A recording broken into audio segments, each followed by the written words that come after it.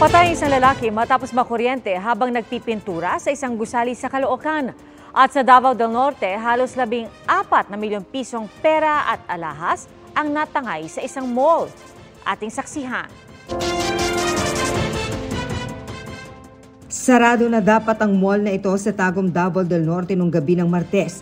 Pero hagip sa CCTV ang 3 tao sa loob. Sinira nila ang isang ATM at tinangay ang mahigit 4 na milyong pisong cash.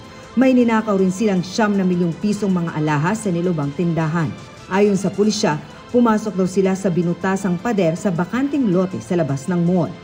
Then ang gwardiya mo nila is narasagaw. Then pagkabuntag na nila na recognize nga na ay bangag sa kuan sa ilahang wall. Hinala ng mga investigador, miyembro ng isang organisadong grupo ang mga kawatan na posibleng nanloob din daw sa isang grocery store sa Davao City at sa isa pang mall sa Agusan del Sur. Ang matuling tricycle na ito sa Agoncillo, Batangas, kalaunan ay bumangga sa gilid ng kalsada. Tumilapon at sumalpok sa isang poste. Dead on the spot ang tricycle driver. Sugatan ang isang sakay niya.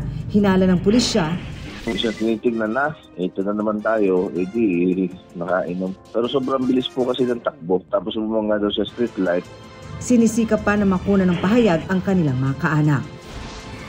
Dead on arrival sa ospital ang isang lalaki na kuryente sa Caloocan. Batay sa ulat ng Super Radio DZBB, nagpipintura ang biktima sa labas ng isang gusali. Nakarinig ng malakas na pagsabog ang isang gwardyang saksi. Nang tingnan kung saan ito nagmula, tumambad ang umuusok na katawan ng biktima na nakasabit sa poste. Gumamit ng boom crane para maibaba ang katawan ng biktima. Para sa GMA Integrated News, Marisol Abduraman, ang inyong saksi. Mga kapuso, sama-sama tayong maging saksi. Mag-subscribe sa GMA Integrated News sa YouTube. Para sa mga kapuso abroad, samahan niyo kami sa GMA Pinoy TV at sa www.gmanews.tv.